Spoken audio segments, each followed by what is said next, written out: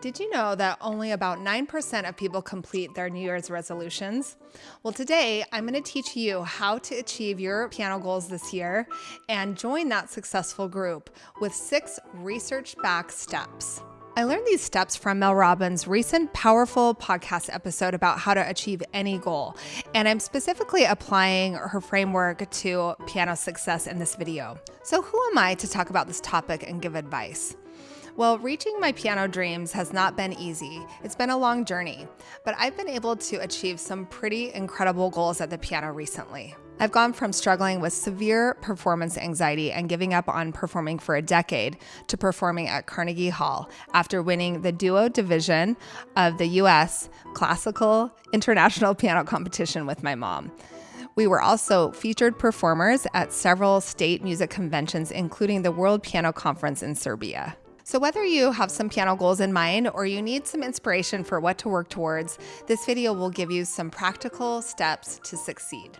I'll share both my personal strategies and Mel's proven framework and show you exactly how to apply them to your piano journey. And make sure you stay to the end because I have a really inspiring piano success story that will demonstrate these principles in action. The first step to achieving any goal is to decide what you want. So take a little time to figure out what you want to achieve at the piano this year. You may have a dream of playing Beethoven's Moonlight Sonata, but instead of saying, I dream of playing Moonlight Sonata, say, I have a goal of playing Moonlight Sonata this year. If you say it this way, it sounds like you're going to take action. Similarly, instead of saying, I wish I could sit and sight read any piece, say, I have a goal of improving my sight reading skills this year. The way you talk about your goals makes a big difference. The next part of step 1 is to figure out how will I know that I've achieved this goal. If you can't measure it, it will probably remain a dream. So in my first example of Moonlight Sonata, how will you know that you've achieved this goal? You may feel like you need to perform it for an audience in order to check it off your goal list. So figure out a date and then say something like, I'm going to play Moonlight Sonata for my friends and family at Thanksgiving. In my sight reading example, say something to the effect of, I'm going to master 1 new line of music in every practice session this year. The next step is write your goals down, and most importantly, put them in a place you're going to see them frequently. When you do this, a process known as encoding happens, and the information is stored in your memory. When you see your goals visually, repeatedly, you're going to think about them more, and as a result, you'll start to see opportunities to make your goals a reality. Writing your goals down will help you remember that they are important to you, and seeing them will encourage you to push yourself on the days you don't feel like working on your goals. There's another important part to step 2. Instead of simply writing your goals down, you should write a statement of intention. So if your goal is to practice consistently this year, then your statement of intention would be something like, I'm going to practice Monday through Friday from 9 to 9:30 p.m. this year. Research shows that about 90% of people will achieve their goals if they write down a plan of action. The third step to achieving any goal is figure out the formula. Research online what other people have done to reach the same goal and then follow it. So maybe your goal is to record yourself playing a specific piece this year, but you don't know the equipment to use and how to place the mics. Well, you could do some research online, watch some YouTube videos, maybe use AI, figure out the formula, and then follow it. I figured out my formula for getting back into performing. I researched what other musicians do to handle performance anxiety, and I learned that many of them take the performance drug known as propranolol. So I went to my doctor and I got a prescription, and now I take that about 30 minutes before I'm going to perform so that my hands and feet don't shake uncontrollably. Just a quick pause to remind you to hit the like and the subscribe button. That will help this video reach more people, and that will help our channel grow too. Thank you. The fourth step is do the reps.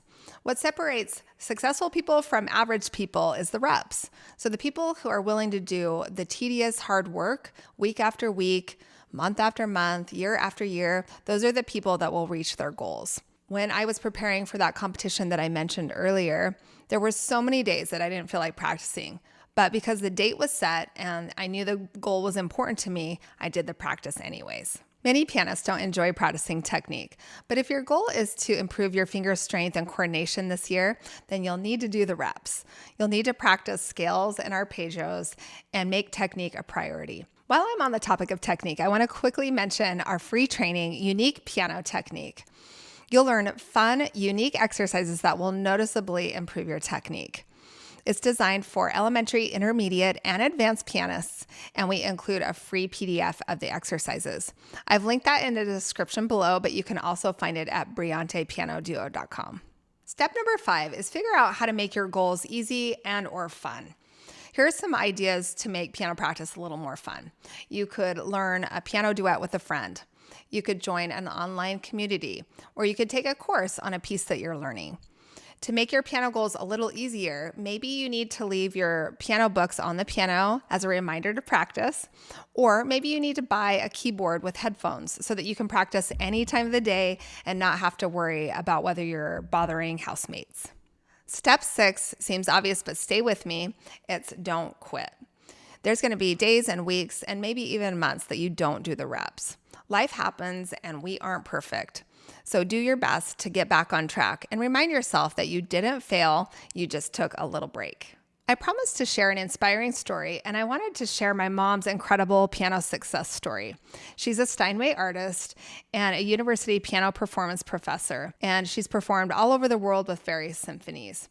It wasn't easy for her to achieve these goals. She practiced 2 to 3 hours every day growing up, and she performed whenever she could at competitions, and she performed solo concerts almost every year. She was a single mom of 3 for a big chunk of the time that she was traveling and performing and teaching at the university. I vividly remember her teaching long days and then cooking us dinner and then starting to practice after she got us to bed.